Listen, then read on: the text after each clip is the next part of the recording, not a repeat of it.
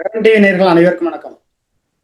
திராவிட முன்னேற்ற கழகத்தினுடைய அமைப்பு செயலாளர் மற்றும் அதிகாரம் படைத்த பதவி, அமைச்சர் பதவி என்று வானளாவிய அதிகாரம் படைத்த பதவியில இருந்த அமைச்சர் அவர்கள் திருச்சி மாவட்டத்தில் லால்குடி, துறையூர், முசிறி, திருவரங்கம் இந்த 4 சட்டமன்ற தொகுதிக்குட்பட்ட திமுக வேட்பாளர்களுக்கு மாற்றி சீட்டு கொடுத்ததனால் உடையார் சமுதாயம், முத்திரையர் சமுதாயம், தேவேந்திரர் சமுதாயம் இந்த 3 சமுதாயமும் நேருவின் மீது கொஞ்சம் வருத்தத்தில் இருக்கிறார்கள். கோபம் என்று சொல்வதா, வருத்தம் என்று சொல்வதா ஒன்றும் புரியல. அமைச்சர் நேரு அவர்களால் வாழ்ந்தவர்கள் அதிகம், கெட்டவர்களும் அதிகம். அரசியல்ல அப்படி இப்படித்தானே இருக்கும். ஆனா மரியம் பிச்சைக்கிட்ட தோத்தார், பரஞ்சோதி கிட்ட தோத்தார். அப்பெல்லாம் ஆளுமையான தலைமை இருந்தாங்க அதிமுக. இப்ப அம்மா மக்கள் முன்னேற்ற கழகத்துல பொதுச் செயலராக இருக்கக்கூடிய தினகரன் அவருடைய ஆலோசனைப்படி, ஆசீர்வாதப்படி திருச்சி மேற்கு தொகுதியில ராஜசேகரன் களத்துல இருக்கிறார். இவர் முன்னாள் எம்எல்ஏ, இவரும் சட்டமன்றத்துக்கு போனவர் தான். அதனால ராஜசேகரன் மிகவும் எதையும் கையாள தெரிந்தவர், சாதுரியமாக எந்த விஷயத்திலும் மிக சாதுரியமான பேச்சாளரும் கூட. கோபாகர்ஷனுக்கு இணையாக கம்பீரமான ஒரு குரல், நல்லா பேசக்கூடியவர். அதுபோல மாவட்ட செயலராக இருக்கக்கூடிய அமமுக செந்தில்நாதன் திருச்சி எம்பி தொகுதியில போட்டிட்டு மேற்கு தொகுதியில 19,700 ஓட்டு கட்சி செல்வாக்கு, இவருடைய தனிப்பட்ட செல்வாக்கு வச்சு கடுமையா வாங்கி ஒரு நல்ல ஓட்டு வங்கியை இது பண்ணிட்டார். திருச்சி மேற்கு தொகுதியில மட்டும் எம்பி தொகுதியில 19,700 ஓட்டு. அப்ப திருச்சி கிழக்கு தொகுதி இருக்கு, திருவனந்தபுரம் இருக்கு, கந்தரக்கோட்டை இருக்கு, புதுக்கோட்டை இருக்கு. அப்படி நிறைய ஓட்டு வங்கியை வாங்கியிருக்காரு செந்தில்நாதன். மாவட்ட செயலராக இருக்கார். இவர் ஏற்கனவே கொஞ்சம் கடன்ல இருக்கிறதுனால இந்த ஒரு சீட்டு வாங்கல. மற்றபடி இவர் சீட்டு வாங்கியிருந்தாருன்னா நேருக்கு இன்னும் பெரிய அளவுக்கு கலக்கமா இருந்திருக்கும். இருப்பினும் ராஜசேகரன் அவர்களுக்கு முழு ஒத்துழைப்பு கொடுத்து தான் வேட்பாளர் என்று கருதியே களத்துல செந்தில்நாதன் அனைத்து பணிகளையும் சுறுசுறுப்பாக காலை முதல் இரவு வரை, ஒரு நாளைக்கு ஒரு செந்தில்நாதன் தூங்குறது குறைஞ்சபட்சம் 3 மணி நேரம் தான். அந்த அளவுக்கு கடுமையா உழைச்சு எந்தெந்த வார்டுலெல்லாம் ஓட்டு வங்கி வாங்கலாம், எந்தெந்த வார்டுக்குள்ளெல்லாம் போகலாம், போக முடியும், சந்து இருக்கு, பொந்து இருக்கு, முட்டுச்சந்து இருக்கு, நல்லவன் இருக்கான், கெட்டவன் இருப்பான், வரவேற்பு இருக்கும், ஆதங்கம் இருக்கும், ஏமாற்றம் இருக்கும், வரவேற்பு இருக்கும், ஆதரவு இருக்கும், துரோகம் இருக்கும், எல்லாம் தெரியும் யாருக்கு? செந்தில்நாதன் அவருக்கு. மாவட்ட செயலர்ல அப்ப முழுக்க முழுக்க செந்தில்நாதனை நம்பி ராஜசேகரன் களத்தில் நிற்கிறார். நம்பிக்கை துரோகம் அரசியல்ல செஞ்சது நேருன்னு திமுக மத்தியில பல விஷயங்கள் இருக்கு. அந்த வகையில பார்க்கும்போது இந்த முறை திருச்சி மேற்கு தொகுதியில நேருக்கு ஓட்டு 2021 குறையுமா? இல்லைங்க, அதிகமா இருக்குமா? குறையறதுக்கும் வாய்ப்பு இருக்கு. ஏன்னா எம்பி சிவா விட்டு அடிச்சுன்னு இருக்கிறது, அந்த மாதிரி பிரச்சனை எல்லாம் இருக்குல்ல. அதனால முக்குளத்தூர் சமுதாயம் கொஞ்சம் தான் இருப்பாங்க. முத்திரையர் சமுதாயம் திருவரங்க சட்டமன்ற உறுப்பினர் பழனியாண்டி அவர்களுக்கு சீட்டு கிடைக்க விடாம நேரு பண்ணிட்டாரு.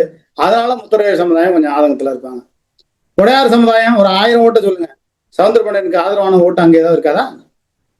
தேவேந்திரர் ஓட்டு துறையூர் ஸ்டாலின்குமாருக்கு சீட்டு கிடைக்க விடாம பண்ணாரு நேரு. அப்ப அந்த ஓட்டு, தேவேந்திரர் ஓட்டு திருச்சி மேற்கு தொகுதியில நிறைய இருக்கு. முக்குளத்தூர் ஓட்டு, தேவேந்திரர் ஓட்டு, முத்திரையர் ஓட்டு, அடுத்து இஸ்லாமியர், இன்னும் சில சமுதாயம், எல்லா சமுதாயமும் இருக்காங்க. அப்ப இதெல்லாம் வச்சு கணக்கு பண்ணி பார்க்கும்போது திருச்சி மேற்கு தொகுதியில 50,000 60,000க்கு மேல ஒரு 2 3 வேட்பாளர் வாங்க. அதுக்கு அது அவங்களுக்குள்ளதான் வரும். இதுல நாம் தமிழர் கட்சி வேட்பாளர் போட்டிடுறாங்க, தாவேகா போட்டிடுறாங்க. அவங்க வந்து தனிப்பட்ட முறையில ஒரு 10,000 ஓட்டு தான் வாங்குவாங்க. தாவேகா 10,000, நாம் தமிழர் கட்சி 10,000, இதுக்கு மேல தாண்டதுக்கான வாய்ப்பு இல்லை. அப்ப சுலபமா வெற்றி பெற்றுவாருங்க ராஜசேகர். திருச்சி மேற்கு தொகுதியில நம்ம ஆய்வு பண்ணபடி கேட்டோம்னா, இல்லைங்க ஏற்கனவே பரிசு இதெல்லாம் போயிருச்சுங்க. பரிசு பெட்டி, பாக்ஸ், பணம்னா எல்லாம் போயிருச்சுங்க. இனிமேலாம் சும்மா சாம்பிளுக்கு கடைசியில கொண்டு போய் ஓட்டுக்கு 5,000 ரூபா கொடுக்க போறாங்க. ஓட்டுக்கு 5,000? அப்ப தேர்தல் ஆணையம் என்ன பண்ணும்? பறக்கும்படை என்ன பண்ணும்? களத்துல நிற்கும். நிச்சயமா பாஜக மறைமுக ஆதரவோட செந்தில்நாதன் பல விஷயம் போட்டு வச்சிருக்காரு. ஆனா அது எல்லாத்தையும் வெளிப்படையா சொல்லிட முடியாது. கடைசி நேரத்துல எங்கன்னு எப்படி மன்னச்சநல்லூர் சட்டமன்ற தொகுதியில ஆர்வி பரதன் வந்து பறக்கும் படையாக மாறி பிடிச்சு கதிரவனுக்கு கலக்கத்தை கொடுக்குறாருல, அது போல நேருவின் தூக்கத்தை கெடுக்க, நேருவின் தூக்கத்தை கலைக்க செந்தில்நாதன் அரும்பாடுபட்டு கொண்டு இருக்கிறார். அதுக்கான முயற்சிகள் வியூகங்கள் எல்லாம் நடந்துட்டு இருக்கு. இப்ப ராஜசேகரனை பார்த்து பயப்படுறதா, செந்தில்நாதனை பயப்படுறதா? இரண்டு துருவங்களாக இருந்து களப்பணியை செய்யறாங்களே, முக்குளத்தூர் முத்தரையரும் ஒன்னா சேர்ந்து இப்படி செய்யறாங்களே, நம்ம வெற்றிக்கு இடையூறு வந்துருச்சுன்னா என்ன பண்றது? சோழி முடிஞ்சு போச்சு. அப்ப 4 பேர்த்த பழி வாங்கினதெல்லாம் வேஸ்டா போச்சு. இந்த 4 பேர்த்துல யாரு ஜெயிச்சாலும் அவங்களுக்கு முதலமைச்சர் பதவி கிடைக்கும். யாரு? லால்குடி சவுந்தரபாண்டியன், துறையூர் ஸ்டாலின்குமார், திருவரங்கம் பழனியாண்டி எம்எல்ஏ, முசிறி காடுவெட்டி தியாகராஜன். இந்த 4 பேர்த்துல யார் ஜெயிச்சாலும் அமைச்சர் ஆயிடுவாங்க. ஏன்னா மாத்தி 2 வருஷம் 1 வருஷம் மாத்தி அமைச்சர் பதவி கொடுத்துருவாங்க. ஏதோ ஒரு கணக்கு பண்ணி அவர் வந்து இந்த 4 பேர்த்த பழி வாங்கிட்டாரு. இப்ப இந்த 4 பேர்த்தோட ஆதரவாளர்கள் ஓட்டு வந்து திருச்சி மேற்கு தொகுதி இருக்குமா இருக்காதா?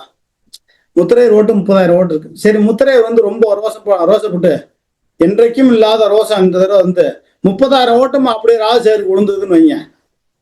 அப்ப முக்குளத்தூர் ஓட்டுல செந்தில்நாதன் வேலை பார்க்கிறாரு, அவருக்காண்டி பாதி ஓட்டு ஒரு 70,000 ஓட்டுல 30,000 ஓட்டு முடிஞ்சுருச்சுங்க. சோழி முடிஞ்சு போச்சு, ராஜசேகரன் ஜெயிக்க போறாரு. இப்படியும் நடக்கும். நேருக்கு தெரியும் எந்த நேரத்துல எது வேண்டுமானால் நடக்கும் என்று நேருவுக்கு தெரியும். அவர் மிகச்சிறந்த கை தேர்ந்த அரசியல்வாதி. அதனால அது சுலபமா எடுத்துக்கொள்ள மாட்டார். மற்ற தொகுதியெல்லாம் பார்ப்போம், நம்ம அசால்ட்டா ஜெயிச்சிருவோம் ஐயா அப்படின்னு இவர் வந்து நேரு வந்து அசால்ட்டா இருக்க மாட்டார். மிக கணக்கச்சிதமாக அப்பப்போ போன் பண்ணி எல்லா விஷயத்தையும் கேட்டுக்கிட்டு சரியா பண்ணுங்கடா அப்படின்னு சொல்லி எல்லாத்தையும் உருட்டி மிரட்டி ஒழுங்கா பண்ணுங்கடா அப்படிங்கிறாராம். ஏன்? ஒரு பக்கம் முன்னாள் எம்எல்ஏ ராஜசேகரன், ஒரு பக்கம் செந்தில்நாதன் மாவட்ட செயலாளர்.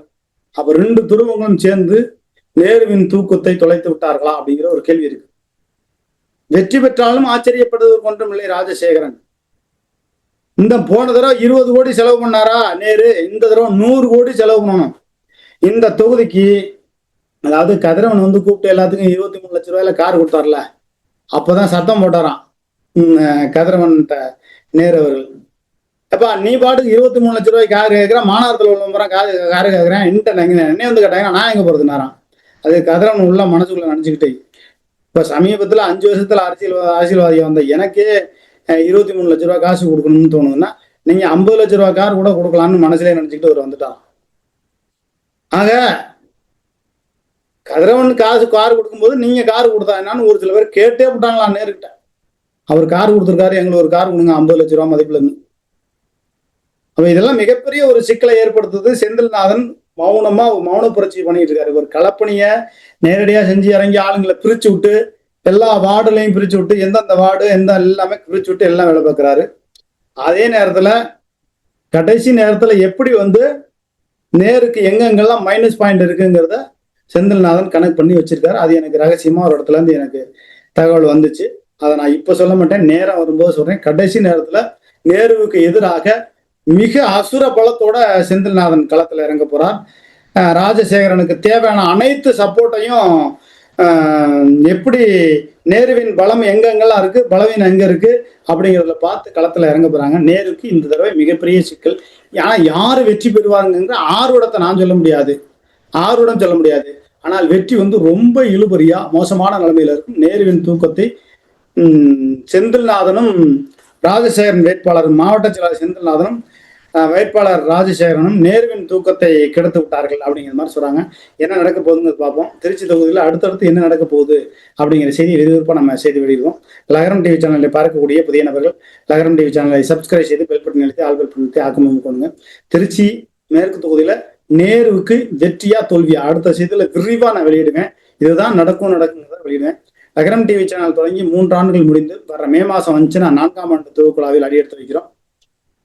உங்களுடைய ஆக்கமும் ஊக்கமும் தான் லகரம் டிவியை மேம்படுத்தும், ஊக்கப்படுத்தும், ஆக்கப்படுத்தும், தனிமையில் இருக்கக்கூடிய அந்த அரசியல்வாதிகள் என்னென்ன தவறுகள்லாம் செய்யறாங்க, அரசாங்க அதிகாரிகள் என்னென்ன தவறு செய்யறாங்க அப்படிங்கிறது அச்சமின்றி சமரசமின்றி எந்த ஆட்சி வந்தாலும் தனித்துவத்தோடு செய்தி வெளியிடக்கூடிய லகரம் டிவி சேனலுக்கு ஆதரவு தாருங்கள். திருச்சி மேற்கு தொகுதியில் நேருக்கு வெற்றியா தோல்வியா நேருக்கு எங்கெங்க மைனஸ் இருக்கு, எங்கெங்க பணம்லாம் அமுக்கி வச்சிருக்காங்க போது கொண்டு பல விஷயங்கள் ரகசியங்கள் இருக்கு. அது பறக்கும் படைக்கு எப்ப தகவல் சொல்லுவாங்க, செந்தில்நாதன் எப்ப தகவல் சொல்லுவாருங்கிற விஷயம்லாம் போக போக தெரியும். அடுத்தடுத்த செய்தியில் வெளியிடுவோம். நன்றி, வணக்கம்.